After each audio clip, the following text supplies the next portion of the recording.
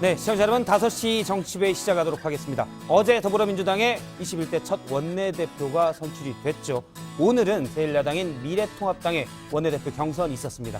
주호영 의원이 원내대표로 뽑혔죠? 네, 그렇습니다. 주호영 의원과 이종배 의원이 각각 원내대표, 정책위 의장으로 선출이 됐는데요.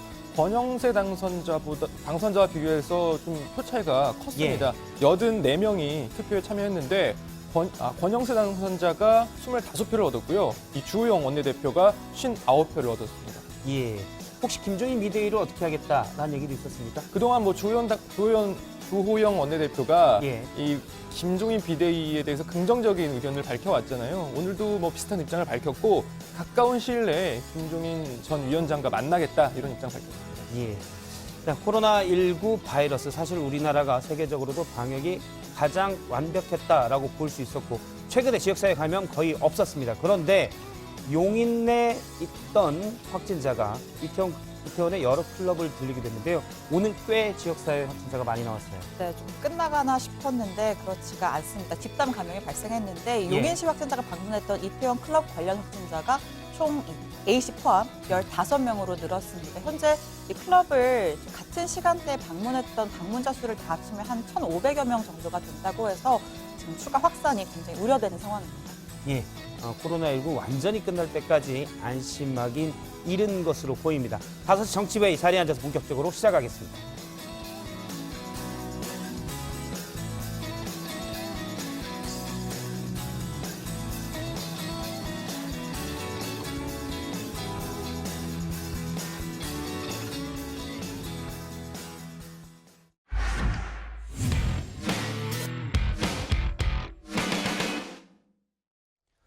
네, 최근 사회적 거리두기가 생활 방역으로 전환이 됐지요. 그러나 코로나19 바이러스를 아직 안심하긴 이른 것 같습니다. 서울 이태원 클럽과 관련한 코로나19 확진자가 속출하면서 지역사회의 집단 감염 우려가 커졌습니다. 용인의 확진자를 포함해 지금까지 모두 15명이 감염이 확인이 됐고요. 세 곳의 클럽을 비슷한 시간대에 방문한 사람들이 1,500명이 넘는 것으로 확인됐습니다. 그러니까 확진자가 더 나올 수도 있다는 얘기입니다. 신혜원 반장의 발제에서 오늘 어버이날 소식과 함께 이 소식 살펴보겠습니다. 네, 오늘은 나실제 괴로움 다 잊으시고 길일제 밤낮으로 애쓰신 어버이날입니다. 코로나로 일상이 팍팍해진 요즘 다들 부모님께 마음을 담은 카네이션 한 송이로 이 따뜻한 마음을 전해보는 게 어떨까요? 저도 퇴근길에 꽃 한 다발 사서 집에 가려고 합니다. 혹시 엄마 아빠 보고 있다면 기대하시고요. 자, 문재인 대통령은 효도하는 정부가 되겠다는 어버이날 메시지를 통해서 치매 국가 책임제를 발전시키는 등 노후의 건강과 복지를 더욱 꼼꼼히 챙기겠다고 했습니다. 지난해에는 직접 치매 안심센터를 찾아서 치매 어르신과 보호자를 위한 프로그램을 체험했는데요. 인지기능 향상에 좋은 카네이션 접기에도 직접 참여했습니다. 안으로 하겠습니다. 당신도 내가 잘못 가르쳤는가 봐. 이렇게 하면 안으로 반짝이를 하세요. 처음부터 제가 잘못했어요.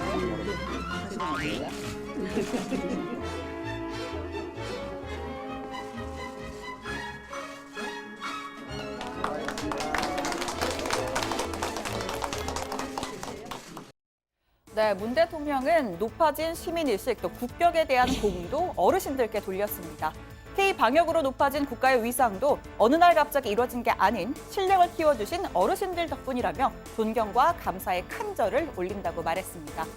자, 오늘 10일이면 취임 3주년입니다. 문 대통령의 국정 지지율은 1년 10개월 만에 최고치를 기록했습니다. 지지율에 일희일비 않는다는 게 청와대의 입장이지만 이 71%라는 숫자는 확실히 무게감이 달라 보입니다. 전주 대비 7%포인트가 올랐고 긍정평가의 이유로는 코로나19 대처가 53%로 1위를 차지했습니다. 언제 어디서나 사람이 모이는 곳이라면 마스크와 함께 적절한 거리두기를 잊지 마시기 바랍니다. 우리 모두가 하루라도 빨리 자유를 찾는 길임을 꼭 기억하시기 바랍니다. 자, 그렇습니다. 비록 생활 방역 체제로 전환됐지만 코로나19는 아직 끝나지 않았습니다. 언제 어디서든 옮을 수 있다는 생각으로 경각심을 유지할 필요가 있고요. 내가 걸리면 주변 사람에까지 피해가 갈 수 있다는 마음으로 자발적 거리를 유지하는 마음가짐이 아주 중요합니다. 자, 사흘째 제로에 머물던 국내 지역사회 감염, 어제를 기점으로 다시 시작됐습니다. 지난 황금 연휴 기간 서울 이태원 클럽 등지를 찾은 A씨입니다. 함께 클럽을 갔던 친구 B씨에 이어서 무려 13명에 달하는 추가 확진자가 나왔습니다. 제2의 집단 감염, 지역사회 감염이 우려되는 상황입니다. 이 건 관련해서 현재까지 총 15명의 확진자가 발생하였습니다. 확진 환자의 직장 동료 1인과 클럽에서 접촉한 12명의 확진이 확인되었고 이 가운데에는 외국인 3명과 군인 1명 등도 포함되어 있습니다. 자, 방역당국은 추가로 확진 환자의 발생 가능성이 매우 높고 또다시 지역사회 감염으로 확산할 우려가 있다고 말했습니다. 방역당국이 제공하는 정보와 지침에 따라 행동해 달라면서 특히 용인 확진자 A씨와 동선이 겹칠 경우에는 절대 외출하지 말고 집에 머물러 달라고 당부했습니다. 지난달 30일부터 용인, 성남, 수원, 가평, 경기도 지역과 서울, 강원도, 춘천, 홍천군 등 7개 지역을 돌아다녔습니다. 이태원 클럽의 방문자는 클럽 3곳을 합쳐서 1,500여 명에 이릅니다.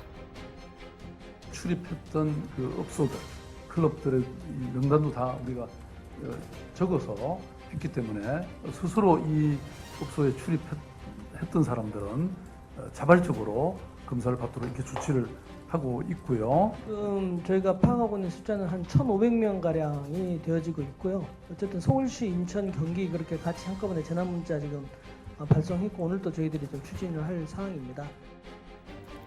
자, 직장 동료 1명도 감염이 됐다고 했죠. 발열이나 기침 등의 증상은 없었지만 A씨와 한 회사에서 일하는 만큼 접촉자로 분류가 돼서 검사를 받았다가 양성 판정을 받았습니다. 회사 직원 44명이 접촉자로 분류가 됐고 성남시의 회사 건물은 자진 폐쇄 그리고 전원이 재택근무에 들어갔습니다. 아직까진 연결고리가 좀 불확실한 추가 확진자도 있는데요. 경기 성남시 의료원에 근무하는 간호사입니다.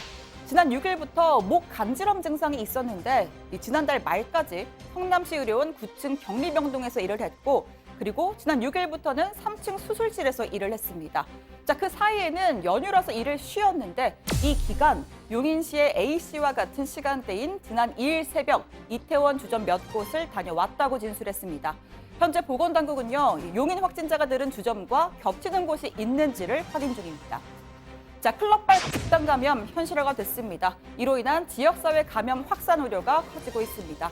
특히 2일이면 황금 연휴이면서 사회적 거리두기 유지가 되던 시기입니다. 유흥업소가 영업활동을 해도 방역수칙을 준수해야 하는 행정명령이 유효했습니다. 제대로 지켰는지도 점검해야 하고요. 또 국민 모두가 느슨해진 긴장의 끈을 다잡아야 하는 시점입니다. 오늘 청와대 발자 이렇게 정리합니다. 용인 확진자 관련 감염 15명, 클럽 방문자 1,510명입니다. 네, 최근 코로나19 바이러스에 대해서 지역사회 감염이 거의 없었고요. 생활 방역 체계로 전환을 했는데 우려했던 집단 감염이 나오고 있습니다.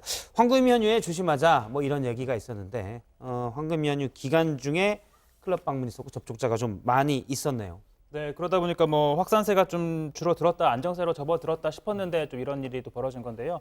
자, 오늘이 생활방역으로 전환한 지 사흘째가 되는 날입니다. 자, 이태원 클럽과 관련한 신규 확진자가 무더기로 발생하면서 방역 당국은 비상이 걸렸는데요. 앞서 용인시 66번 환자 A씨는 황금 연휴 기간이었던 지난 2일 새벽 용산구 이태원 일대에 있는 클럽과 주점 5곳에 다녀간 이후에 증상을 보이다가 확진 판정을 받았습니다. 이 환자와 함께 이태원 클럽에 놀러 갔던 경기 안양시 23번째 환자 무증상 상태로 7일에 확진이 됐고요. 그리고 방역 당국이 접촉자 조사 및 검사를 진행한 끝에 13명이 추가로 확진 판정을 받게 된 겁니다. 예, 클럽 여러 곳을 들렀기 때문에 접촉자 수가 상당히 많습니다. 일일이 다 검사하는 것도 쉽지 않은 일로 보이는데요. 일단 새 클럽에서 접촉자를 1,500명, 방역당국에서 이렇게 얘기하고 있는데 이건 이제 업소에서 명단으로 파악된 것만 그런 거죠? 예, 그렇습니다. 이태원 클럽 3곳에서 제공한 명단을 보면 각각 650명, 540명, 320명 다 합쳐서 모두 1,510명입니다. 방역 당국은 이 명단을 바탕으로 하되 일일이 카드 점표 내역을 지금 대조하면서 확인 작업을 벌이고 있습니다. 하지만 카드 결제를 하지 않거나 또 외국인이나 또 신원 노출을 꺼리는 분들이 또 있을 수가 있어서요. 신속히 파악을 해야만 추가 감염을 막을 수 있는 만큼 지자체가 협업을 통해서 빨리 접촉자 수를 파악하고 있습니다. 명단에 기재되지 않았음에도 불구하고 출입한 그런 사람이 있는 것으로 파악이 되고 있습니다. 자발적으로 검사를 받도록 이렇게 조치를 하고 있고요. 그 다음에 이 업소가 그런 어떤 성소수자들이 특별히 출입하는 그런 업소라고 해서 저희들이 뭐 다른 특별한 고려는 하고 있지 않다는 말씀을 드립니다. 예. 일단 사실 그 명단이라는 게 클럽에 방문했던 사람들이 이제 클럽에서 이 명단 좀 작성해 주세요라고 하면 쓰는 거기 때문에 안 쓴 사람도가 있을 수가 있고 앞서 언급했듯이 현금 결제한 사람도 드러날 수가 없기 때문에 숨기려고 하면 본인이 이제 방문 사실을 숨기려면 다 찾아내기는 쉽지 않은 그런 위험도 좀 있는 것 같습니다. 어제 잠깐 얘기를 했었는데 이 용인에서 걸렸던 그 확진자 남성이요. 감염이 된 상태에서 클럽에 갔는지 아니면 혹시 클럽에서 감염이 된 건지 이런 얘기를 했었는데 방역 당국에서는 어떻게 보고 있습니까? 일단 이 감염 경로와 시점을 파악하는 게요. 추가 확산을 차단하는 데 아주 필수적인 정보입니다.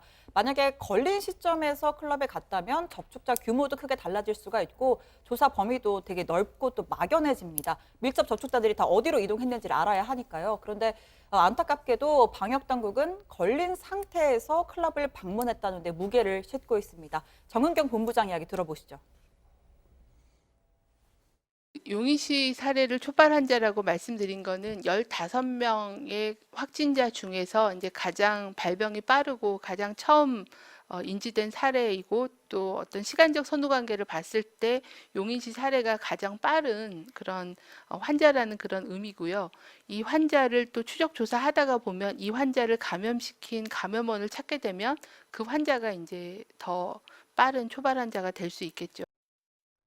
네, 다만 정 본부장은 이 최초 감염이 해외 유입이랑은 좀 관련되어 있지 않은 것으로 본다라고 설명을 했고요. 다른 경로에 대해서도 계속 해당 지자체들과 조사를 하고 있기 때문에 접촉자의 숫자는 계속 늘어날 걸로 보고 있다고 덧붙였고 또 오후에 들어온 속보에 따르면 아무래도 연휴 기간에 클럽 방문이었던 것만큼 서울 지역 거주자만 온 것이 아니라 지금 부산 지역에서도 한 클럽에 약 3시간 반 정도 함께 있었던 접촉자가 확인돼서 또 지금 조사를 하고 있다고 합니다. 예. 네, 이 상황이 이런 만큼 방역 당국은 자발적이고 적극적인 진단 검사를 강조하고 있습니다. 그러한 차원에서 동선과 상호명을 직접 언급하면서 정확하게 공개를 했습니다. A씨는 0시부터 오전 3시 반에 이태원 킹클럽이라는 곳을 찾았고요. 오전 1시부터 1시 40분에 트렁크, 또 오전 3시 반부터 50분까지 퀸이라는 업소를 방문했다고 합니다. 이 3개 업소가 아니더라도 즉 이 A씨와 동선이 꼭 일치하지 않더라도 비슷한 시간대에 인근 클럽 또는 유흥시설 등에 방문했던 분들 중에 의심 증상이 있다면 반드시 검사를 받을 것을 방역당국은 권고하고 있습니다. 예, 정경 본부장의 설명을 들어보니까 A씨는 일단 마스크를 안 썼고요. 클럽 종업원들 중 일부가 이제 썼는지 안 썼는지는 조사를 하고 있다고 합니다.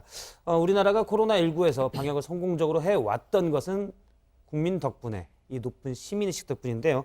해당 시간에 해당 지역의 클럽이나 또 지역을 방문한 사람들은 좀 적극적으로 신고를 하고 검사를 받아야 될 것 같습니다. 다른 소식도 짚어보도록 하죠. 오늘 어버이날인데 문 대통령이 효도하는 정부가 되겠다 이런 메시지를 냈죠. 네, 일단 그 얘기를 좀 하기 전에 사실 저희들 가운데 부장만 유일하게 어버이시잖아요. 예. 나실제 괴로움은 이미 다 잊으셨겠지만 예. 저는 부모님과 따로 살아서 아침에 전화 통화를 드렸는데 다정의 가족분들은 열심히 저희 프로그램 보셨으면 아시겠지만 중학교 2학년 그리고 또 대입 준비를 하는 자녀분이 있는 걸로 아는데 예. 오늘 카네이션 받으셨나요? 카네이션은 카톡으로 받았습니다. 그런 카네이션이 것도 있나요? 카톡으로 받았고요. 대신 저희 중학교 2학년 세대원이 어버이날이라고 찾아와서 순댓국을 사줬습니다. 와, 효녀인 것 같습니다. 회사에 근처에 회사 점심시간에요? 근처에서. 예. 네, 알겠습니다.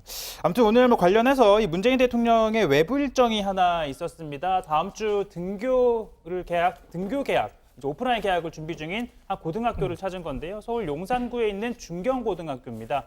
생활 속 거리두기의 성공은 이 학교 방역의 성공에 달려 있다고 해도 과언이 아니라면서 철저한 방역을 당부를 했고요.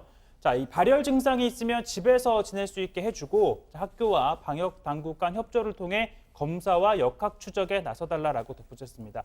자, 이어서 급식실도 보시는 것처럼 방문을 했는데요. 배식과 식사 과정에서의 방역 조치, 그리고 또 학년별 급식 시간 분산, 그리고 식탁 위에 설치되어 있는 칸막이 등의 이 보고 조치를 보고받았습니다.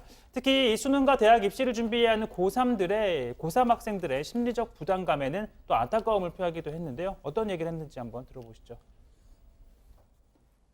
맞벌이 가정, 조성 가정, 다문화 가정 학생들은 온라인 학습을 혼자 따라가기 벅찼을 것이고, 특히 줄어든 학사 일정 속에서 고3 학생들의 심리적 부담은 이루 말할 수 없을 것입니다. 함께 방역 수칙을 잘 지킨다면 등교 개학의 위험을 이겨낼 수 있을 것이라고 자신합니다.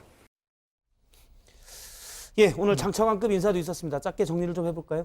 네, 문재인 대통령은 오늘 장관급인 국무조정실장에 구윤철 기획재정부 제2차관, 국무조정실 국무 1차장에 최창원 국무조정실 경제조정실장, 국무조정실 국무 2차장에 문승욱 경상남도 경제부지사, 그리고 기재부 제2차관에 안일환 기재부 예산실장을 임명을 했습니다. 모두 관료 출신의 경제통 인물들인데요. 향후 코로나19로 인한 경제위기 극복에 힘을 쏟겠다는 뜻으로 풀이가 됩니다. 코로나19 사태로 촉발된 우리 사회 난제를 해결하기 위해 부처 간 정책 조율과 협업을 촉진하는 동시에 문재인 정부 핵심 국정 과제를 차질 없이 추진해서 국민이 체감하는 성과를 창출할 것으로 기대합니다. 예, 외교부 소식도 살펴보도록 하죠. 트럼프 미국 대통령이 계속 우리나라와의 그 주한미군 방위비 분담금을 가지고 압박을 하는 모양새인데, 우리 정부에 요구한 게 13억 달러, 그러니까 지난해보다 약 50% 이상 높인 금액이라고요? 네, 지금 뭐 방위비 분담금 협상 5개월째 난항을 겪고 있는데, 이 미국이 우리 정부에 13억 달러, 그러니까 우리 돈으로 따지면 1조 5천억 원가량을 요구한 것으로 지금 파악이 됐다고 합니다. 지난해 우리 분담금에 비해서 50%가량 인상된 액수고요. 한미 협상 대표단이 지난 3월 말 잠정적으로 합의했었던 13% 인상안보다도 대폭 늘어난 숫자입니다. 트럼프 대통령 이야기 들어보시죠. I just want to tell you that very wealthy countries we were protecting for nothing, or very little. South Korea has agreed to pay substantial money to us, which we appreciate very much. I negotiate with everything, and frankly, this country was taken advantage of by friend and foe, but not any longer. 예, 아니 청와대는 합의를 안 했고 계속 협상 중이라는데 트럼프 미국 대통령은 뭐 합의를 했다 계속 이렇게 주장을 하는 거군요. 네, 그러니까 이 잠정 합의안이 타결로 이어지지 못하니까 계속해서 이런 발언을 하면서 한국에도 양보해라 이렇게 좀 압박을 넣고 있는 것으로 풀이가 됩니다. 우리 외교부는요, 미국이 13억 달러의 방위비를 요구했냐는 질문에는 진행 중인 협상이라 확인해줄 수 없다 이렇게 좀 말을 아꼈는데, 협상 결과에 대해서는 양쪽이 다 수용 가능한 정도여야 한다라고 재차 강조를 했습니다. 이 내용도 살펴보도록 하죠. 김정은 북한의 국무위원장이 시진핑 중국 주석에게 친서를 보냈다고요? 네, 조선중앙통신 보도인데요. 김정은 위원장이 시진핑 중국 국가주석에게 중국이 코로나19에서 승기를 잡은 걸 축하한다, 이런 내용이 담긴 친서를 보냈다고 합니다. 친서에는 중국이 이룩한 이 성과에 대해 우리 일처럼 기쁘게 생각한다라고 하면서 굳게 다져진 이 북중 관계는 날로 긴밀해지고 있다, 이런 내용이 포함되어 있었습니다. 갑자기 친서는 왜 보낸 건가요? 지금 이미 현지 시점에서 아무래도 이 북한 국정 운영의 핵심은 뭐 주민들의 생활난을 하루빨리 해소하는 것일 텐데요. 앞서 우리 국정원은 지난 6일 국회 비공개 현안 보고에서도 국경 봉쇄가 장기화되면서 이 북한 생활과 경제 전반에 어려움이 가중됐다. 북중 교역 규모는 3월 한 달간 지난해 같은 기간 대비해서 91% 급감한 1,800여만 달러를 기록했다, 이렇게 설명을 한 바 있습니다. 유엔 대북 제재 때문에 북한의 대중국 무역 의존도는 95%에 가까운 상황이니까 엄청 심각한 상황이라는 거죠. 따라서 이 코로나19 사태로 국경도 막고 사실상 단절됐던 북중 관계를 풀기 위해서 직접 나섰다, 이런 분석이 나옵니다. 예, 오늘 청와대 발제 정리하도록 하겠습니다. 번지는 집단 감염 우려. 클럽 접촉자 자발적 검사 나서야. 다음은 고석준 반장 발제입니다.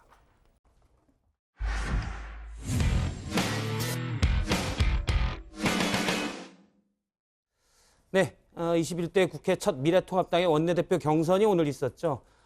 대구에 있는 주호영 의원이 선출이 됐습니다. 장시간 마라톤 토론도 거친 끝에 주호영 의원이 큰 표차로 권영세 당선인을 눌렀는데요. 관련 소식 고석승 반장이 짚어봤습니다. 여러분, 우리는 패배 의식을 씻어내는 것이 가장 급선무입니다. 하면 성공할 수 있습니다. 한 분 한 분이 전사라는 책임감을 가지고 하면 반드시 좋은 결과가 있을 것이라고 확신을 하고 있습니다. 주호영 의원이 통합당의 21대 국회 첫 원내대표로 뽑혔습니다. 러닝메이트인 이종배 의원도 정책위 의장이 됐습니다. 주호영 의원에 대해서는 이따가 좀 더 자세히 알아보고요. 오늘 치열했던 경선 과정부터 되짚어 보겠습니다. 오늘 오전 원내대표 선출을 위한 당선자 총회에 참석하기 위해 21대 국회 당선자들이 하나둘 국회 본관 246호로 모여듭니다. 입구에는 경선 후보들이 나란히 서서 당선자들을 맞았습니다.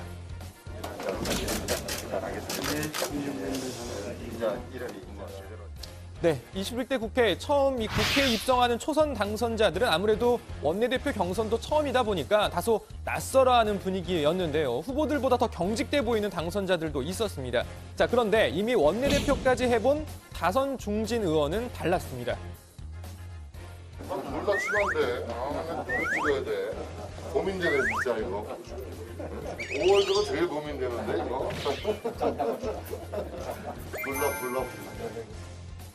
자, 20대 국회 통합당의 마지막 원내대표와 정책위 의장도 후보들과 인사를 나눴습니다. 공교롭게도 두 사람 모두 투표권은 없었습니다. 투표권은 21대 국회의원 당선자들에게만 주어지기 때문이죠. 투표권도 없는데 뭘 고생을 하십니다. 고생하십니다. 예. 고생하십니다.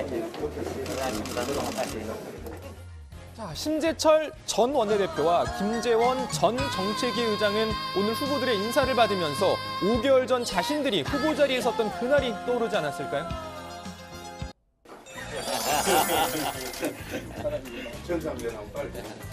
그렇게 다정다감한 분이 아닌데 원래 좋은 사람이야. 그건 맞아요. 맞아. 그러니까 이제 이쪽으로 오세요. 다시 오늘 이야기로 돌아와서요. 당선자들이 모두 착석하고 곧바로 마라톤 토론이 시작됐습니다. 참석한 당선자들이 직접 공통 질문을 하기도 했는데요. 김종인 비대위에 대한 입장부터 총선 패배 원인까지 여러 주제에 대해 토론을 벌였습니다. 먼저 이번 총선 패배 원인에 대해 후보들은 어떤 입장을 내놨을까요? 한마디로 요약하면 저는 절박한 집권 의지가 없었다. 그래서 막연히 잘 되겠거니 생각하면서 상대방이 워낙 못하니 민심이 우리에게 오지 않을까, 요약만 바랐던 것이 아닌가, 거기에 있다고 생각합니다.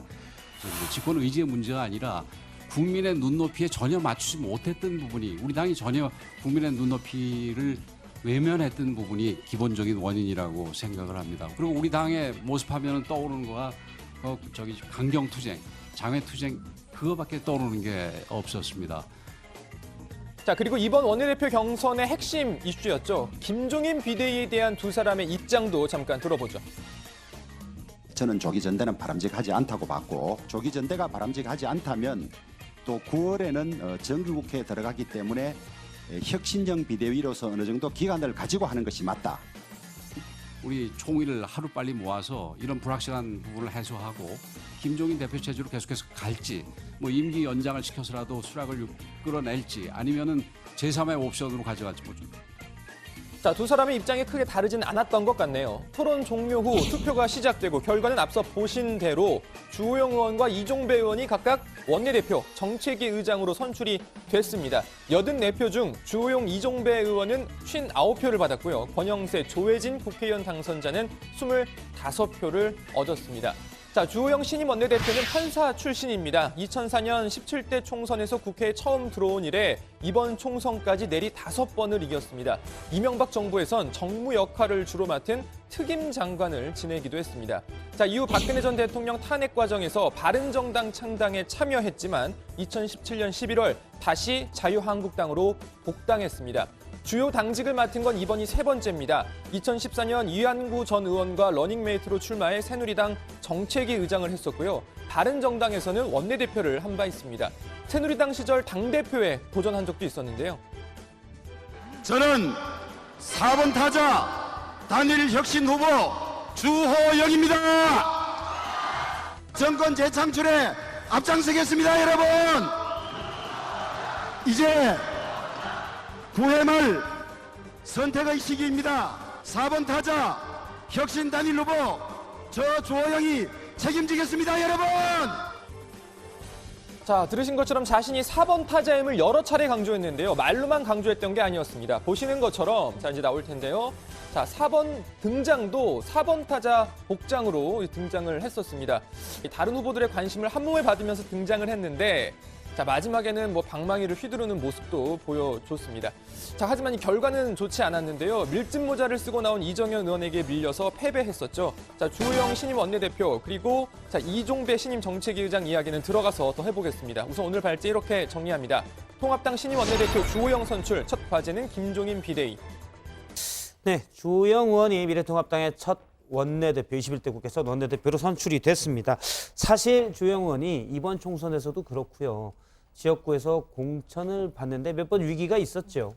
네, 그렇습니다. 지역구가 그 통합당의 강세 지역인 대구인데다가 다선원이다 보니까 공천 과정에서 몇 차례 위기를 겪었습니다. 우선 2016년 총선에선 당시 새누리당의 공천 파동 과정에서 아예 공천을 받지 못했습니다. 이에 반발해서 무소속으로 출마를 강행했는데 새누리당 후보를 꺾고 당선된 뒤에 다시 복당을 했습니다. 이번 총선에서도 위기가 있었는데요. 내일이 4번 당선된 대구 수성을 지역구 대신에 옆 지역구인 수성갑에 전략 공천을 받아서 당선이 됐습니다. 자, 그런가 하면 여권의 거물급 인사를 총선에서 꺾은 경험도 있습니다. 2008년 총선에서 같은 지역구에 당시 무소속으로 출마했던 유시민 후보를 이긴 적이 있고 이번 총선에서도 민주당의 대선 주자 중 한 명으로 꼽히는 김부겸 의원을 꺾고 당선이 됐습니다. 예, 예전에는 원래 MB 정부에서 특임 정무장관을 지냈기 때문에 친이계로 분리됐었는데 박근혜 정부일 때 당시 정책위장을 맡아서 또 친박과도 소통이 된다 이런 얘기가 있었습니다.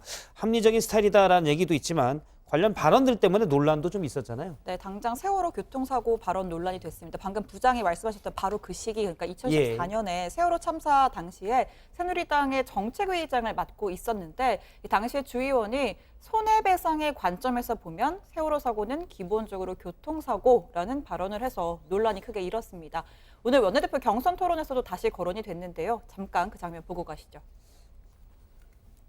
주호영 후보자께서 지금 뭐 지난번에 세월호 관련 얘기도 나왔습니다만 세월호 관련해서 조금 약간 설화를 겪으신 적이 있는데 그 내용에 대해서 지금 뭐 생각이 바뀌셨는지 아니면은 지금 계속 유지를 하시는지 제가 묻고 싶습니다.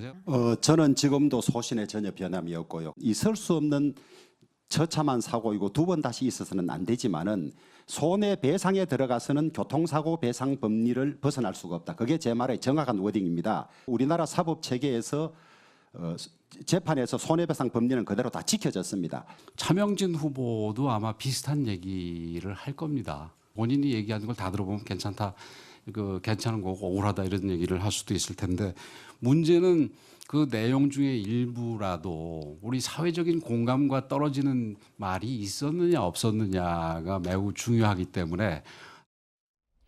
네, 그리고 이 주호영 의원이 2004년 그때 초선 의원이었는데요. 이 당시에 노무현 정부를 비판하는 연극 공연을 했다가도 논란이 된 적이 있습니다. 당시 한나라당 의원들이 직접 출연을 했었는데 보시는 장면인데요. 이 주호영 원내대표가 노무현 전 대통령을 빗댄 주인공 역할을 맡았었습니다. 이 논란이 된 건 연극 내용이 좀 풍자를 넘어서서 과한 욕설과 비하 표현이 많았다는 겁니다. 당시에 여당이던 열린우리당이 사과를 촉구하면서 강하게 비판을 했는데 당시 한나라당은 연극은 연극일 뿐이라면서 과민 반응하지 말라라고 주장을 했었습니다. 예, 앞서 이제 세월호 관련돼서 발언에서도 손해배상 관점에서는 뭐 법적으로 그렇다라고 주호영 의원이 과거에 얘기했었는데 주호영 의원이 이제 과거에 판사 출신이기 때문에 그렇게 얘기를 한 것 같은데 정치는 판사가 아니잖아요. 국민들의 마음속에서 같이 공감을 해야 되는데 당시에는 부적절한 표현으로 보입니다. 주호영 의원의 런닝메이트로 정책위장을 하게 된 이종배 의원에 대해서도 좀 알아보도록 할까요? 네, 이 주호영 의원이 영남 TK 출신이잖아요. 그래서 예. 런닝메이트로 이제 이종배 의원을 삼았는데 바로 충청권인 충북 충주 출신입니다. 충주에서 19대 총선부터 이번 21대까지 내리 3선을 했고요. 국회의원 직전에는 충주시장을 지내기도 했습니다. 정통 관료 출신인데 행정고시로 이 공직에 입문을 해서 이 충북 부지사 그리고 행안부 2차관 등을 지냈습니다. 예, 표 차이를 보면 주호영 의원이 꽤 큰 표차로 당선이 승리를 했습니다. 아무래도 영남권 의원들이 좀 집결을 했다 이렇게 봐야 됩니까? 어떻습니까? 네, 이 통합당 21대 총선 당선자가 84명입니다. 이 가운데 영남권 당선자가 가장 많은데 56명이 되는데요. 아무래도 주 의원이 TK 지역 다선 의원인 만큼 영남권 이 당선자들의 표심 상당수가 주 의원에게 쏠렸을 가능성이 큽니다. 자, 이렇게 주 의원이 당선이 되면 통합당이 이른바 영남 자민련처럼 될 것이다라는 우려도 당 안팎에서 나온 바 있긴 한데요.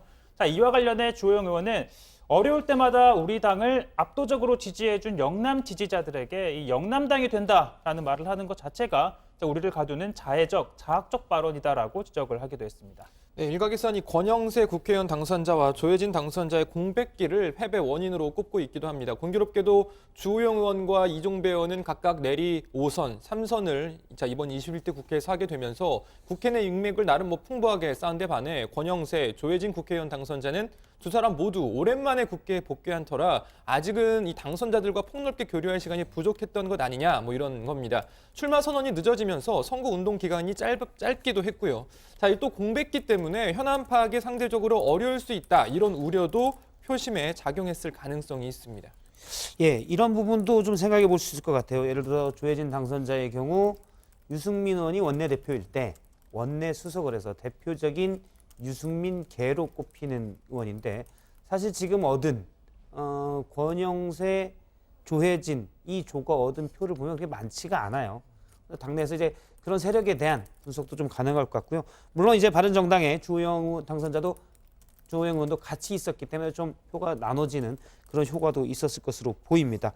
김종인 비대위 얘기부터 해볼까요? 주호영 신임 원내대표는 이 부분에 대해서 어떻게 생각하고 있습니까? 네, 주호영 원내대표는 원내대표 선출 직후에 가진 기자회견에서 지도체제가 오래 미정인 상태로 있는 것은 바람직하지 않다고 본다면서 가까운 시일 내에 김종인 전 위원장과 만나겠다고 말했습니다. 그러면서 곧 당선인 총회를 다시 열어 김종인 비대위에 대한 입장과 상임 정국이 무산으로 불발된 임기 관련 당원 개정 문제에 대해 의견을 모을 계획이다라고도 했습니다. 자, 그동안 주호영 원내대표는 김종인 비대위를 긍정적으로 보는 입장이었기 때문에 다시 비대위 재추진에 나설 것으로 예상이 됩니다.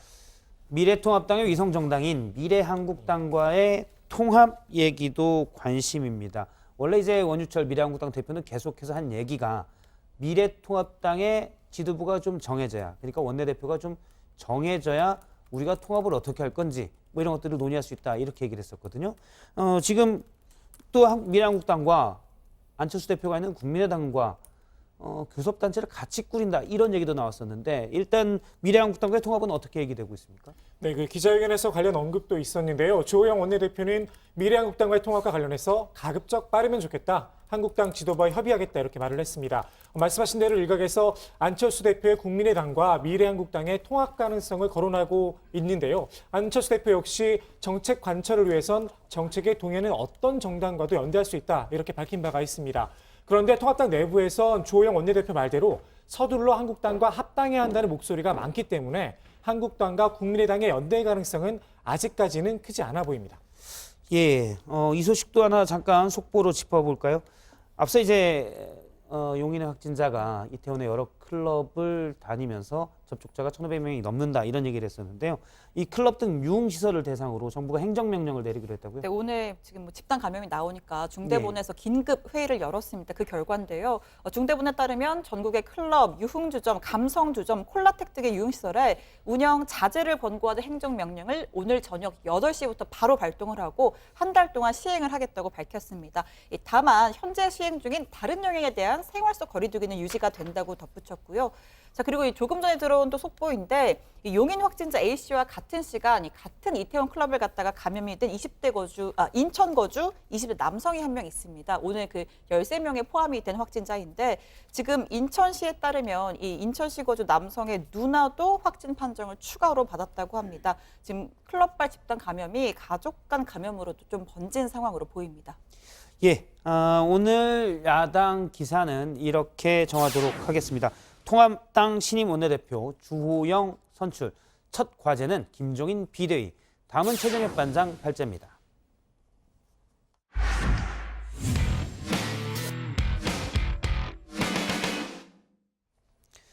예, 어제 원내대표로 선출이 됐죠.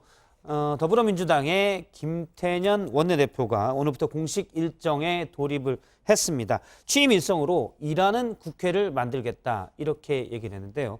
특히 법사위가 체계자구 심사권을 가지고 사실은 국회 내 상원 역할을 한다 이런 비판이 많았었는데 여기에 대해서도 여당이 이제 민주당이 좀 개선에 나설지 관심을 받고 있습니다. 오늘 최종혁 반장 발제에서 일하는 국회에 관련된 얘기들 짚어보겠습니다. 네, 김태년 신임 원내대표 당선 첫날인 어제는 이 축하 인사를 받느라 눈꽃필 새 없이 바빴을 텐데요. 뿐만 아니라 언론 인터뷰도 쏟아졌습니다. 축하드립니다. 결선 투표도 없이 1차에서 과반으로 당선되셨습니다.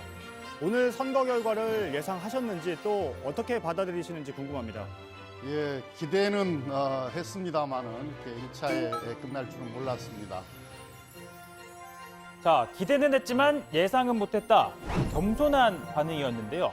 다만 이 김 원내대표 측은 그 전날 밤에 당선인 163명의 명단을 놓고 예를 들면 이렇게 인기 투표를 한다고 했을 때 확실한 사람은 동그라미, 아닌 사람은 X, 애매한 사람은 세모 이렇게 표를 그려가며 예상 득표수를 점검해 봤다고 합니다.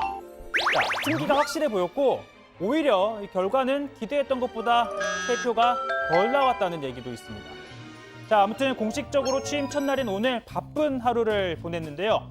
아침에는 당 최고위원회에 참석을 하고 곧바로 문희상 국회의장을 찾아가 인사를 했습니다. 자, 오후엔 원내대표로서 처음으로 주재하는 의원총회도 열었고요. 또 본회의에도 참석을 했습니다. 자, 김 원내대표가 강조한 건 바로 일하는 국회였습니다. 문재인 정부의 국정 과제와 우리 당이 국민께 약속드렸던 개혁 과제들을 21대 국회에서 반드시 완수하겠습니다. 일하는 국회를 위한 제도 개선에 즉시 착수해야 합니다. 자, 그리고 문희상 의장을 만난 자리에서도 자, 일하는 국회를 만들고 싶다. 성과를 내서 코로나19로 어려움을 겪고 있는 국민들의 삶을 챙기겠다라고 강조했습니다. 자, 문희상 국회의장도 제대로 일하는 국회를 만들 최적임자다. 신임 원내대표에 대한 기대를 내비쳤는데요. 자, 아시겠지만 문희상 의장 스스로 돼지와 동족이다라고 하는 등 자기 희생 개그를 종종 선보였는데 자, 이번에도 어김없이 등장했습니다. 자, 이건 덕담일까요? 악담일까요? 같은 과가 돼서 호응함 무거워. 신임 원내대표입니다. 아, 여기 요즘 국회의원인지 탤런트인지 헷갈려 보면 이제 우리 그 시대는 지나는 거 아니고 어쩌면 나 집어서 낯설지가 않아가지고 미안합니다. 잘 못 알아봐요. 자, 그러니까 우리들 같은 시대는 지났다. 사람을 그런데 이렇게 외모로 판단해서는 안 되겠죠. 자, 앵커는 진행을 잘하면 되고 이 국회의원은 일만 잘하면 되지 않겠습니까? 자, 문희상 의장, 김태년 원내대표가 나와 비슷한 체형, 닮긴 했지만 일 하나는 똑부러지게 잘한다라고 추켜 세웁니다. 열정은 아마 최추등을 불허할 거예요. 의장님한테 추진력, 돌파력이랄까 기대해요. 감사합니다. 경제 문제가 심각해지는 그런 국면에 국회가 어떻게 해야 되는 걸 보여주는데 최적격자를 뽑은 것 같아요. 그럼 또 나머지는 적격자가 아니라는 얘기가 됩니다. 조심해야 되겠네. 이게 덕담이에요. 네. 칭찬과 격려 감사드립니다, 의장님. 자, 이렇게 훈훈한 분위기가 이어지는 가운데 국회의장 앞에서도 김 원내대표는 일하는 국회를 만들기 위해 제도를 개선하겠다라고 밝혔는데요. 자, 우선 국회가 상시, 그러니까 늘 운영될 수 있도록 하고 또 각 상임위에서는 법안 소비를 2개로 늘려서 이 법안 심사의 속도를 내는 방안 등을 제안했습니다. 그리고 또 하나는요. 법사위에서 가로막히는 일이 없도록 법사위 기능도 제 위치로 네, 이게 무슨 말이냐고 하면요. 법사위의 체계, 자구심사 권한을 말하는 겁니다. 자, 소관 상임위에서 통과된 법안은 법사위가 다른 법안과 충돌하는지, 충돌하는 건 없는지 또는 문자와 어구가 적절한지 등을 심사한 다음에 본회의에 이렇게 올리게 됩니다. 자, 본래는 법사위에 주로 법조인 출신들이 많이 있으니까 이 본회의에 올리기 전에 좀 더 완벽한 법안을 만들자라는 취지에서 이게 도입이 된 거였습니다. 하지만 이러한 기능이 법사위를 소위 상원으로 만들어버리고 특히나 이 정당의 이해관계에 따라 법안 처리를 일부러 늦추는 수단으로 악용이 되기도 했는데요. 그러다 보니까 이 통상 법사위원장은 야당이 맡아왔고 또 맡으려고 했습니다. 각 상임위원회에서 법안이 비록 처리되어 있지만은 자유한국당 참여 없이 처리되어 있거나 그리고 소위에서 표결 처리된 그런 법안들은 법적 근거가 허용되는 한 관계 상임위로 다시 회부를 하겠습니다.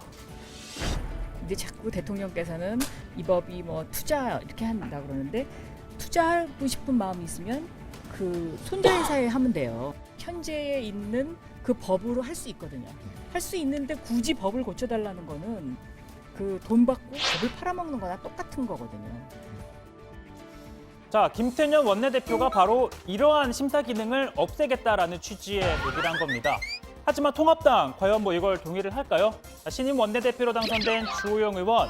자, 이걸 악용해서는 안 되지만 이 국회를 통과하는 법안 가운데 위헌 법률이 1년에 10건이 넘게 나온다. 이 자구심사 기능을 없애면 부실한 법안이 만들어질 수 있다라고 반박했는데요. 특히나 거대 여당의 입법 독주를 견제한다는 차원에서 통합당이 이 법사위원장을 맡아야 한다라고 요구를 할 걸로 보입니다. 자, 아무튼 이렇게 취임 일성으로 일하는 국회를 강조하고 있는 김태년 원내대표에 대해서는 통합당 내에서도 좀 이 사람은 적잖이 긴장을 해야 한다, 긴장을 해야 할 거다라는 목소리 나오는데요. 자, 김 원내대표처럼 통합당 내에서 소위 뭐 정책, 전략통으로 꼽히는 김재원 의원의 평가입니다. 보통 민주당 지금 뭐 지도부에 있던 분들은 구호는 강한데 내용이 없는 분들이 많았는데 김태년 의원은 거의 제가 봤을 때 정치 면에서는 지금까지 드러나지 않는 그런 지략과 정책적인 측면 또 전략적인 측면에서 대단한 분이거든요. 디테일이라든가 실무라든가 또는 정책적인 측면에서 엄청 천재적인 분이에요. 자, 그러니까 정치 천재, 요약하자면 지금까지 이런 민주당 원내대표는 없었다라는 겁니다. 마치 뭐 시사면 시사, 상식이면 상식, 교양에다가도 깊이까지 살아 숨쉬는 정치 천재가 아닌 방송 천재, 디테일을 가진 이분처럼 말입니다. 지금까지 이런 부장은 없었다. 자, 오늘 발제 이렇게 정리해봅니다. 김태년, 일하는 국회 법사위 제2치로입니다. 예, 마지막에 좀 불성사나운 장면이 있었던 건 제가 대신 사과드리도록 하겠습니다. 그래도 최 반장의 그런 노력은 높이 평가합니다. 거기는 뭐 다 시사, 상식 다 있었는데 교양은 좀 빼고 풍류를 넣어도 제가 뭐 충분합니다. 알겠습니다. 통합당 김재원 의원이 이례적으로 민주당의 새 원내대표가 된 김태년 의원을 상당히 높게 평가를 했네요. 네, 부장, 근데 방금 저 평가에 대해서 동의하시는 겁니까? 지금까지 이런 부장은 없었다라는 그 최종 정확한 워딩으로 따지면 지금까지 이런 부장은 없었다 해서 사실 알다시피 조익신 반장도 전적으로 동의하다시피 제 전임 부장, 국장 다 훌륭한 사람들이었기 때문에 지금까지 이런 부장이 없었던 건 아니지요. 다 그런 부장이었습니다. 제가 너무 조직 생활을 좀 하나요? 죄송합니다. 네, 배우겠습니다. 예, 알겠습니다. 제가 물은 거 계속 하죠. 민주당 김태년 신임 원내대표가 취임 첫날 계속 강조했던 게 일하는 국회를 만들겠다는 겁니다. 사실 제일 논란이 많이 됐던 게 법사위 아닙니까? 지금 최종익 반장이 발제해서 잘 짚어줬는데요. 야당이 주로 법사위원장을 맡으면서 마음에 안 드는 법안은 법사위에서 계속 걸려서 문턱을 못 넘고 있었잖아요. 예, 그렇습니다. 현재까지 소관 상임위를 통과했지만 법사위에 계류 중인 법안이 55건인데요. 민주당 박주민 의원이 2016년 6월에 발의했던 세월호 참사 피해구제 특별법 개정안이 대표적입니다. 세월호 피해자의 범위를 민간 잠수자와 자원봉사자까지 확대하는 내용이었는데 여야 합의로 상임위를 통과해서 2018년 3월 법사에 상정이 됐지만 현재까지 2년 넘게 계류 중입니다. 또 종교인들의 퇴직금 과세 범위를 축소하는 소득세법 개정안도 지난해 3월 법사에 상정이 됐는데 1년 넘게 계류 중입니다. 종교의 특례 등 시민단체의 반발이 잇따르자 법사위가 논의를 멈춰 세운 겁니다. 물론 법사위가 부실한 법안을 다시 심사한다는 측면도 있지만 본회의로 넘어가는 문턱에서 각 당의 이해관계에 따라서 기능이 악용되는 부작용이 있다는 건데요. 뭐 때문에 무슨 법사위가 상원이냐 이런 이야기도 나옵니다. 네, 민주당은 이 법사위 대신에 국회 사무처 법제실 등에서 별도의 기구를 설치해서 거기서 이 자구 심사 같은 걸 맡기면 된다 이런 입장입니다. 예. 그럼 법안 처리에 조금 더 속도를 낼 수 있다는 거고요. 반대로 미래통합당은 이러한 기능이 폐지가 되면 거대 여당의 입법 독주를 견제할 수단이 사라진다라면서 반대 입장을 표하고 있습니다. 법사위의 기능을 축소할지 말지 또 법사위를 민주당이 가져갈지 통합당이 가져갈지를 두고 21대 국회 초반 여야의 힘겨루기는 불가피해 보입니다. 예, 조희신 반장한테 하나 물어보면 앞서 이제 애드립에서 조희신 반장이 좀 난처해한 것 같으세요. 제가 하나 다시 물어볼게요. 네. 법사위에서 체계자구 심사 권한을 없애는 게 맞다고 봅니까? 안 맞다고 봅니까? 저는 맞다고 생각합니다. 아, 예. 자꾸 하나하나 때문에 정작 중요한 법안이 통과가 좀 늦춰지는 경우들이 있고 그러니까 법사위원들이 열심히 일을 하면 모르겠는데 예. 심사한다는 거 가지고 그 핑계로 법안을 좀 가지고 있는 경우들이 좀 있어서요. 실제로 그래서 법사위가 진짜 상원이라는 불만이 되게 많았거든요. 예. 그래서 자꾸 심사 권한은 없애는 게 맞다고 생각합니다. 사실 그걸 하다 보니까 법사위에서 이른바 현안질이라는 이름으로 각 부처의 장차관들을 다 불러서 이것저것 정치적인 얘기들도 많이 있었고요. 만약에 야당은 우리가 견제할 수 있는 장치가 필요하다면 그것대로 만들면 될 일이지 체계자구 심사라는 걸 가지고 그렇게 하는 거는 원칙과 좀 안 맞는 것 같아요. 그리고 또 사실상 각 상임위에 그 자문위원분들이 계셔서 이분들이 예. 다 그 문구를 다 확인을 합니다. 1차적으로. 그런데 이거를 2차적으로 하는 거기 때문에 굳이 필요는 저는 정말 없다고 생각합니다. 뭐 또 혹시 다른 의견을 가지고 있는 반장도 있나요?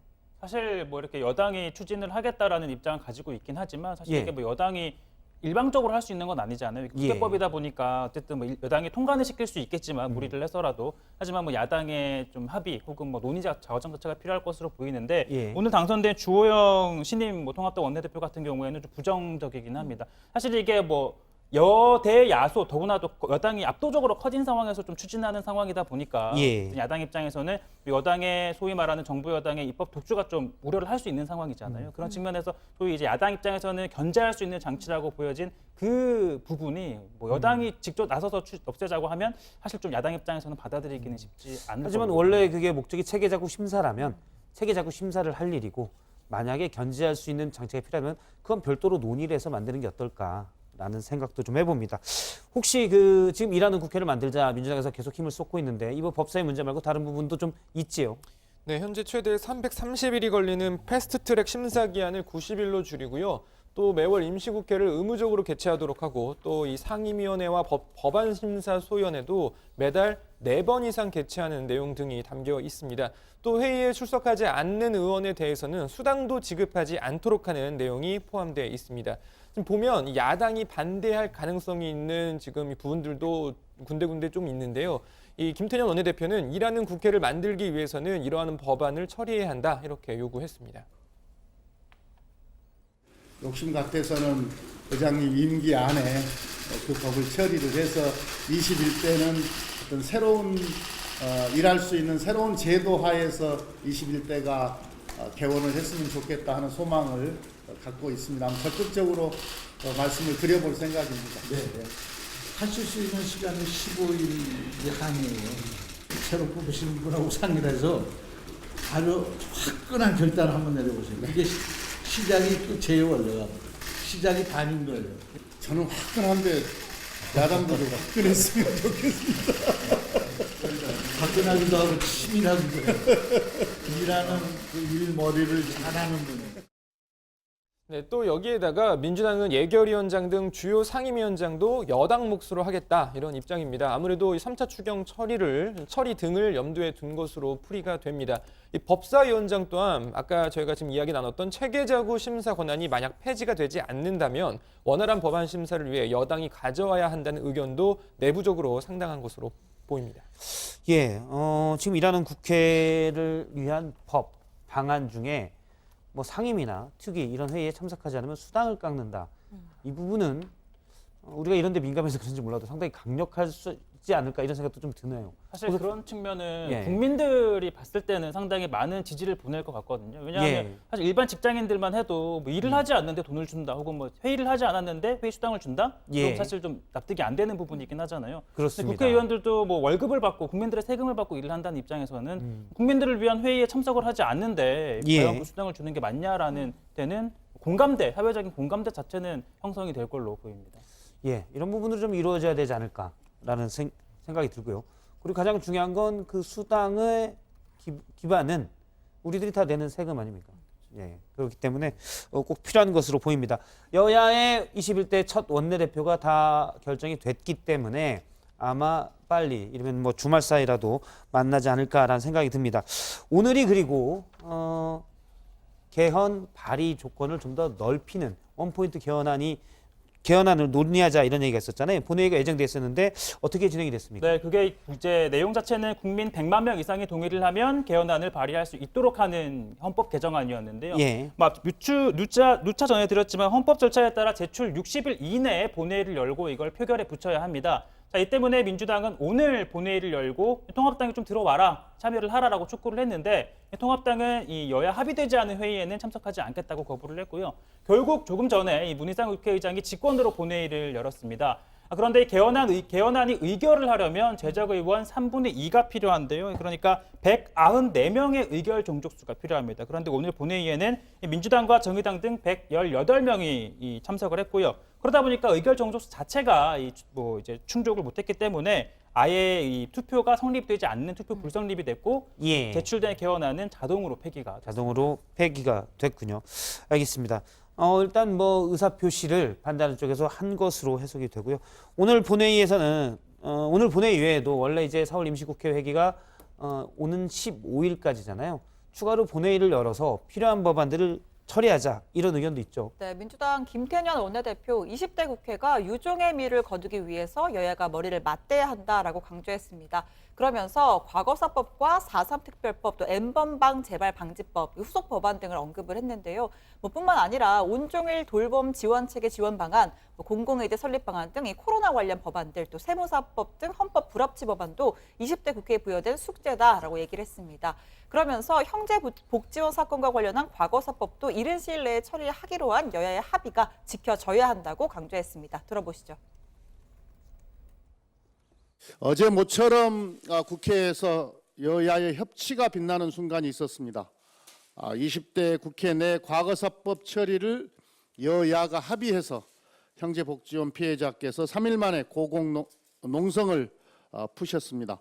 중재에 애써주신 김무성 의원께 감사를 드립니다. 김무성 의원이 이제 좀 중재 역할을 했었군요. 오늘 여야 중진 의원들이 문희상 국회의장이 주재하는 오찬 20대 국회 어떻게 보면 이 중진들의 마지막 오찬이 될 것 같은데요. 여기에 참석을 했다고요? 네, 방금 말한 김무성 의원 역시 여기에 포함이 되는데요. 이 5선 예. 이상 중진 의원들의 모임입니다. 이금회라고 하는데요. 이게 뭐냐면 매달 둘째 주 금요일에 여는 모임이라고 해서 이금회라는 이름을 붙여놨습니다. 자, 문희상 의장을 비롯해서 이주영 국회 부의장, 그리고 방금 말씀드린 6선의 김무성, 그리고 5선의 박병석, 이종걸, 원유철, 원혜영, 정가균, 천정배, 그리고 법무부 장관인 추미애 의원도 오늘 참석을 했습니다. 자, 그런데 공교롭게도 여기서 이 박병석 의원을 제외하고는 모두 이번 총선에서 불출마를 하거나 낙선을 했죠. 자, 여당 중진들은 이 집권 여당이 야당과 대화를 해서 이 코로나 위기, 경제 위기를 극복해야 한다라는 점을 강조했습니다. 절대 다수를 가졌다 그래서 집권 여당이 세로만 밀어붙이고 또 야당은 대안 없는 또 극한 저지 투쟁만 하고 이러는 것이 이번에는 한 단계 극복되고 정말 대화 타협을 통해서 국회가 일하는 민의 전당이 될 수 있도록 좀 기대를 하고 감사의 말씀드립니다. 우리 정치가 보수와 진보가 양나라에 날개를 펴고 함께 나가야 되는데 거대 여당이 된 더불어민주당의 의원님들은 이 뜻을 꼭 유념해서 독주하면 안 된다라고 하는 그런 하나의 생각을 가지고 공동의 목표를 꼭 끄집어내서 대한민국의 국난을 극복하고 자, 반면에 야당 의원들 정부 여당을 향해서 쓴소리를 쏟아냈습니다. 통합당의 정가변 의원은 박근혜 전 대통령 탄핵 구속으로 거론을 하면서 20대 국회는 최악의 국회였다 이렇게 평가를 하기도 했고요. 같은 자리에 앉아있던 이종걸 의원을 가리키면서 함께 법적 분쟁을 달릴 일만 남았다. 문희상 의장이 어떤 결과를 냈는지 후배들이 평가할 것이다. 이렇게 날선 발언들을 좀 쏟아냈습니다. 즉, 이 선거법과 공수처법 설치 법안의 패스트트랙 처리 과정에서 불거진 고소 고발전에 따른 재판 진행 상황을 염두에 둔 겁니다. 이주영 부의장도 정부 여당이 검찰 개혁에만 집중이 돼 있는 것 같다면서 쓴소리를 또 했고요. 이 과정에서 문희상 의장이 이런 발언을 제지하기도 했었습니다.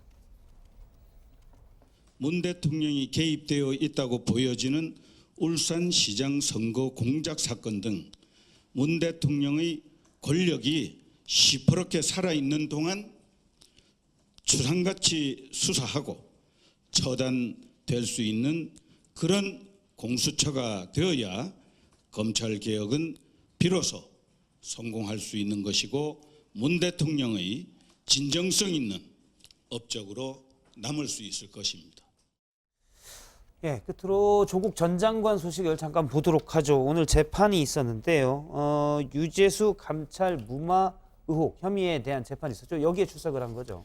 네, 그렇습니다. 법원에 출석한 조 전 장관은 이유를 불문하고 국민 여러분께 송구하다면서도 검찰이 왜곡하고 과장한 혐의에 대해 사실과 법리에 따라서 하나하나 반박하겠다고 밝혔는데요. 오랜 시간이 걸릴 것이지만 지치지 않고 싸우겠다면서 언론을 향해선 검찰의 공소 사실만을 일방적으로 쓰지 말고 법정에서의 반대 신문 내용도 보도해주기 바란다 이렇게 덧붙였습니다. 법정에서 조 전 장관 측은 감찰 무마와 관련한 혐의를 전면 부인했는데요. 조 전 장관은 감찰 보고를 받은 뒤 비의 사실에 상응하는 조치를 하라고 한 것이 전부라면서 감찰도 중단한 게 아니라 종료됐다 이렇게 주장을 했습니다. 다만 오늘 이 증인으로 출석한 이인걸 전 청와대 특별감찰반장은요, 이 수사가 윗선에 의해서 무마됐다는 취지의 증언을 내놨습니다. 유재수 전 부시장에 대한 감찰을 직접 담당했던 인물인데요. 유 전 부시장의 비위가 의심이 되는 상황에서 이 박형철 전 청와대 전 비서관에게 보고를 했지만 일단 좀 멈추라라는 지시를 받았고 이후 박 전 비서관이 조국 전 장관에게 관련 사실을 보고한 다음 감찰을 진행할 필요가 없다라는 지시를 받았다라고 주장을 했는데요. 그 과정에서 좀 심리적 압박이 있었다라는 증언도 했다고 합니다. 예, 재판 관련 소식은 일단 검사나 변호사나 양측의 주장들이기 때문에 양측이 서로 인정하는 팩트들을 좀 봐야 될 것 같고요. 그리고 재판부가 어떻게 판단하는지 그 과정을 지켜볼 필요가 있을 것 같습니다. 오늘 여당 발제는 이렇게 정리하도록 하겠습니다. 김태년 일하는 국회 만들 것. 다음은 조익신 반장 발제 보겠습니다.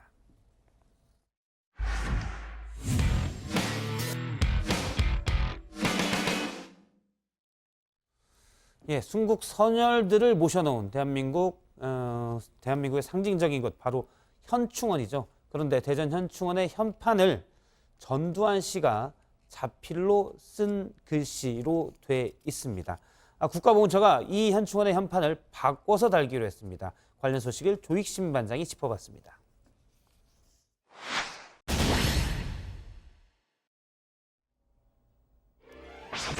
경남 한양에 세워진 옛 비석입니다. 비문에는 주민을 평안하게 하고 봉급을 털어 관청을 고치고 세금을 감면해주며 마음이 곱고 정사에 엄했기에 선정을 기리기 위해서 고종 24년 비를 세운다 이렇게 글귀가 적혀 있습니다. 이 선정비의 주인 누군가 봤더니 바로 조병갑입니다. 가혹한 폭정으로 동학 농민운동의 도화선이 됐던 그 탐관오리 말입니다. 제때 청산하지 못한 역사가 아이러리한 윤물을 남겼습니다. 대전 현충원의 현판이 이달 안에 바뀐다고 합니다. 현충문이라는 저 글씨 전두환 씨가 쓴 친필입니다. 대전 현충원은 1985년 준공됐습니다. 당시 대통령이 바로 전 씨였습니다. 그때 써준 현판이 35년째 걸려 있었던 겁니다. 전 씨는 뇌란죄 등으로 유죄 판결을 확정받았습니다. 전직 대통령 예우도 박탈됐습니다. 현충원은 호국 영령들을 모시는 국가 통합의 상징입니다. 역사적 죄인의 글씨가 남아있을 곳이 아닙니다. 전 씨의 현판이 내려지는 이유입니다. 새 현판에는 안중근 의사의 서체가 담깁니다. 안중근 채로 현충원 현판 한번 바꿔봤습니다. 이제야 제자리를 찾은 느낌입니다. 전 씨의 흔적 지우기는 이제 시작 단계입니다. 전 씨가 1988년부터 2년 동안 숨어 살았던 백담사에는 제12대 대통령이 머물던 곳입니다. 이런 안내 문구가 버젓이 걸려 있었습니다. 마치 생가라도 보존하듯 전시실까지 꾸몄었는데요. 지난해 말 관련 시설이 폐쇄됐습니다. 백담사가 그 세간의 구설에 오르거나 시비에 휘말리는 것을 원치 않습니다. 전북 장수군은 지난 2월 논계의 생가터 정자에 달았던 이 단아정이란 한문 현판을 한글로 교체를 했습니다. 이 한문 현판을 쓴 사람 전 씨였습니다. 청주 청남대, 포천 호국로 기념비, 인천 홍윤사 현판, 아직도 전국 곳곳에 청산해야 할 전 씨의 흔적들이 남아 있습니다. 전 씨의 유물을 발판 삼아서 악행을 되새기는 곳도 있습니다. 광주 망월동 옛 묘역에 특별한 비석 하나가 이렇게 박혀 있습니다. 묘역 안으로 들어가려면 이 비석을 지려밟고 가야 합니다. 전두환 민박 기념비입니다. 하도 많이 밟혀서 이젠 문구도 흐릿해졌습니다. 문재인 대통령도 대선 후보 시절 이 비석을 밟고 지나갔습니다. 비석 안내문에는 영령들의 영혼을 달래는 마음으로 이 비석을 짓밟아 달라 이렇게 문구가 적혀 있습니다. 올해는 광주 민주화운동 40주년이 되는 해입니다. 진실이 밝혀질 때까지 전 씨의 비석은 밟히고 또 밟히고 밟힐 겁니다. 이 세대에서 못한다면 다음 세대라도 말입니다. I am standing here today for those young girls. Their childhoods were stolen away by the crimes of the Japanese army. 영화 I Can Speak의 실존 인물인 이용수 할머니 어제 다시 마이크 앞에 섰습니다. 이 할머니는 더 이상 수요 집회에 참석하지 않겠다는 뜻밖의 선언을 했습니다. 위안부 피해 할머니들을 지원하는 정의기억연대가 기부금을 투명하게 사용하고 있지 않다는 겁니다. 결과적으로 할머니들한테 쓴 건 아무것도 없다라는 거죠. 없죠. 뭐 저 자기네들 있는 할머니한테 썼는지 모르지만 우리한테 썼는 건 없어요. 내가 그렇게 미국 댕기도 돈 한 번 보태준 거 없어요. 없어요. 지난 2015년 한일 위안부 합의 때 기억도 꺼냈습니다. 10억 엔이 들어온다는 사실을 피해자들은 몰랐지만 윤미향 전 정의기억연대 이사장은 미리 알고 있었다는 겁니다. 윤 전 이사장은 이번 총선에서 더불어시민당 소속으로 비례대표에 당선됐습니다. 윤미향 당선인도 입장문을 냈습니다. 정의기억연대의 모든 활동은 외부 회계법인의 감사를 받는다고 강조를 했습니다. 할머니들에게 드린 지원금 영수증도 지장일 찍힌 채 보관 중이라고 밝혔습니다. 이렇게 관련 자료도 이렇게 공개를 했는데요. 이용수 할머니의 이름도 보입니다. 일본에서 10억 엔이 들어오는 걸 미리 알고 있었다는 주장에 대해선 할머니의 기억이 달라졌다고 말했습니다. 윤 단성인은 이 할머니와 가족 같은 관계라고 말을 했습니다. 오해가 있었다면 대화로 풀면 될 일입니다. 또 혹시나 명확히 밝혀지지 않은 게 있다면 명확히 밝히면 될 일입니다. 문제는 이번 건으로 그동안 어렵게 쌓아올린 수요 집회의 의미가 퇴색할 수 있다는 점입니다. 죄송한 말씀이지만 수요 집회는 이용수 할머니의 것도 윤미향 당선인의 것도 아닙니다. 일제 만행을 널리 알리고 피해자 할머니들 위해서 일본 정부의 진심 어린 사죄를 받아내겠다는 국민들의 염원이 담긴 집회입니다. 당장 일본 언론에선 이용수 할머니의 수요 집회 거부 발언을 크게 보도하고 있습니다. 마치 파문이 확산되기 바라는 듯합니다.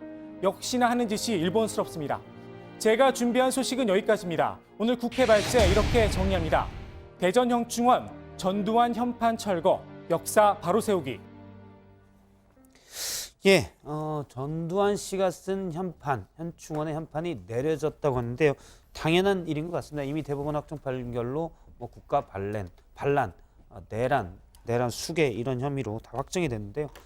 현충원에 글씨가 올려져 있을 것은 아니죠. 지금 반성도 하고 있지 않고요. 그런데 이제 이 현판을 대신하는 글씨가 안중근 의사의 글씨체로 하는데 이 글씨체는 어떻게 만드는 건가요? 네, 당장 안중근 의사한테 직접 써달라고 할 수는 없는 상황인 거잖아요. 그럼 예. 어떻게 이게 가능하냐? 지난해 안중근 의사 이거 110주년을 맞아서 만든 글씨체입니다. 지금 보시는 바로 저건데요. KCC 안중근체 이렇게 되어 있죠. 자, 안중근 의사가 자필로 쓴 장부가에서 이 모음과 자음 등을 발췌를 해서 만들었다고 합니다. 이게 무슨 말이냐고 하면 예를 들어서 안중근 의사가 최종혁이라는 이름을 썼을 때 예. 여기서 이제 현충문이라는 글자를 만든다고 하면 혁에서 이제 혀를 가지고 올 수 있겠죠. 예. 예를 들어서 다른 글자에서 이제 니은이 있으면 뭐 현을 만들 수 있고 뭐 충문 이렇게 자음과 모음을 따서 만든 건데 저거를 뭐 일반인들이 쓸 수 없느냐? 가능합니다. 한국저작권위원회가 개발을 한 건데요. 출처만 밝혀주면 누구나 저작권 걱정 없이 사용할 수 있는데 이 온라인에서 쉽게 다운을 해서 사용할 수 있습니다.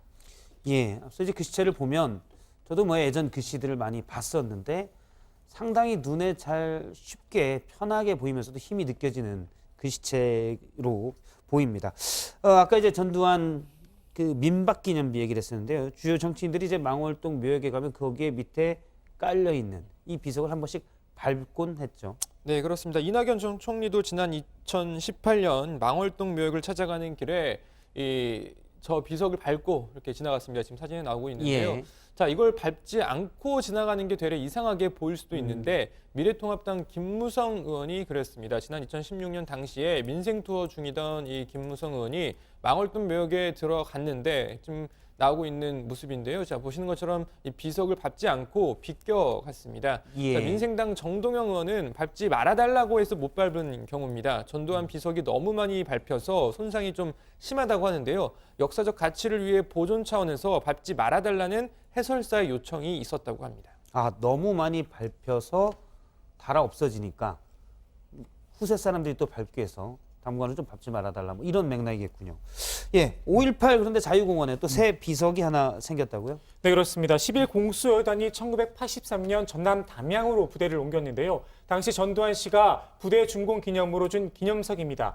글씨를 좀 보시면 선진조국의 선봉이라는 글귀 밑에 전두환이라는 이름이 좀 써 있는데 잘 보시면 저기 거꾸로 기념비가 지금 거꾸로 세워져 있습니다. 비판의 임했음을 거꾸로 이렇게 세워놨는데 그렇군요. 지금 한자가 거꾸로 돼 있는 거죠? 예, 그렇습니다. 비석이 아예 거꾸로 제작이 돼 있는 거군요. 예, 그렇습니다. 그 시민들이 비석 위에 좀 올라서기도 하고 밟기도 하고 또 흠집을 내기도 한다고 합니다. 얼마 전에 전 씨가 재판을 위해서 광주에 내려왔었는데 그때 이렇게 망치로 동상을 때리고 했었는데요. 그 비슷한 역할을 하고 원래 있는 이제 바로 예전에 전 씨가 부대 준공 기념으로 준 기념석인데 아예 이제 거꾸로 저렇게 놔서 비판하는 의미를 되새기자 이런 맥락이 되겠군요. 알겠습니다. 이용수 할머니 얘기를 해보면 기자회견까지 자청을 했습니다. 뭔가 이유가 있을 듯한데 윤미향 당선인은 현재 뭐 오해라는 입장을 계속 밝히고 있죠. 네, 윤 당선인은 이용수 할머니와 가족 같은 사이라면서 싸우기도 하고 함께 운동하기도 하는 과정에서 할머니가 서운하셨던 것이나 오해하는 부분이 있는 것 같다라고 했습니다. 다만 이번 이 할머니의 기자회견을 주도한 측이 보상을 앞세우는 입장이라 피해자 인권 보장을 최우선으로 하는 우리와는 대립을 했었다라고 주장을 했고요. 이 할머니의 주장이 정의기억연대 측의 악감정을 가진 단체가 부추겨서 나온 주장이라는 의미입니다. 예, 일단 회계 처리 부분에 대해서는 정의기억연대에서 공개를 하긴 했습니다. 네, 뭐 관련된 내부 감사는 물론이고 외부 감사도 받고 있고 국세청에 신고도 하고 있다면서 구체적인 자료를 내놨는데요. 보시는 것처럼 할머니들에게 입금했던 영수증 그리고 할머니 이름으로 돼 있는 뭐 서명, 도장이 찍히는 뭐 증빙 서류까지 증거 공개를 했습니다. 그러니까 기부받은 돈을 투명하게 사용을 하고 있다라는 거죠. 예. 일단 뭐 외부 감사 법인이 감사를 하겠지만 논란이 되면 보다 이제 국민들의 의혹을 다 없애기 위해서 보다 좀 철저하게 공개를 해서 다시 한번 검증을 했으면 싶고요. 또 10억엔을 받은 걸 그러니까 일본으로부터 받은 걸 윤미향 당선인이 미리 알았느냐 이 부분도 좀 논란이 되는 것 같은데 여기에 대한 해명은 좀 불명확하다고요. 예, 그렇습니다. 그냥 윤 당선인의 설명을 그대로 빌리자면 TV로 당시에 발표하는 걸 이용수 할머니 함께 봤다 이런 것뿐입니다. 윤 당선인이 미리 알았는지 여부에 대해서는 명확하게 밝히지 않았는데요. 윤 당선인에서 전화 연락을 해봤는데 지금 연락이 닿지 않고 있고 정의기억연대 측은 본인만이 관련 내용을 알고 있다면서 대답하기 어렵다 이런 입장을 밝혔습니다. 일단 윤 당선인이 더불어민주당과 함께 형제정당으로 됐던 더불어 시민당 비례대표잖아요. 이 당에서는 뭐라고 합니까? 네, 우이종 이 더불어시민당 대표는 이용수 할머니의 주변에 계신 분에 의해서 조금 기억이 왜곡된 것 같다라고 하면서 관련 단체의 영수증 등 모든 게 있기 때문에 단체 입장을 지켜본 뒤에 공식적인 활동을 할 예정이다 이렇게 밝혔습니다. 만약 이용수 할머니께서 말씀하신 부분에 대해 해당 단체가 제대로 해명을 하지 않으면 당연히 조사에 들어가야 한다라고도 말했습니다. 예, 사실 이 단체, 이 모든 게 사실 출발은 피해자로부터 시작이 되는 거잖아요. 피해자의 아픔을 함께하고 우리가 제대로 된 사죄를 받기 위한 거였기 때문에 피해자가 얘기하는 문제가 있으면 항상 명명백백하게 해명이 돼야 될 필요가 있을 것 같습니다. 저희가 뭐 방송에서 말로 전하기도 좀 애매한데 유석춘 연세대 교수가 위안부 피해자들에 대해서 뭐 좀 부적절한 표현을 해서 논란이 된 바가 있었는데 징계를 받았지요. 징계 결과가 어떻게 되었습니까? 네, 일단 이 연세대학교가요. 류석춘 사회학과 교수에게 정직 1개월의 처분을 내리기로 했습니다. 류 교수는 지난해 9월 수업 도중에 일본군 위안부 관련 토론을 하다가 한 학생에게 궁금하면 한번 해볼래요? 라는 발언을 해서 큰 논란이 됐습니다. 연세대학교 교원 징계위원회는 이 발언이 언어 성희롱이라고 봤습니다. 이에 대해서 류 교수는 학교의 결정에 불복한다는 입장문을 또 추가로 냈고요. 위안부에 대한 새로운 해석과 학문의 자유를 억압했다면서 교원 소청 심사나 행정 재판 등 이 방법을 최대한 활용하겠다고도 했습니다. 반면에 연세대학교 학생들과 동문회는 징계가 너무 약하다라고 반발하고 있습니다. 연세대학교 교원 징계 수위가 파면, 해임, 정직, 감봉, 견책으로 나눠져 있는데 중간 정도의 징계를 받은 겁니다. 예, 오늘 국회 발제 이렇게 정리하도록 하겠습니다. 대전 현충원, 전두환 현판 철거, 역사 바로 세우기. 예, 오늘 5시 정치회의 준비한 소식은 모두 여기까지고요. 저희는 월요일 오후 5시에 다시 뵙겠습니다. 주말 잘 보내십시오. 고맙습니다.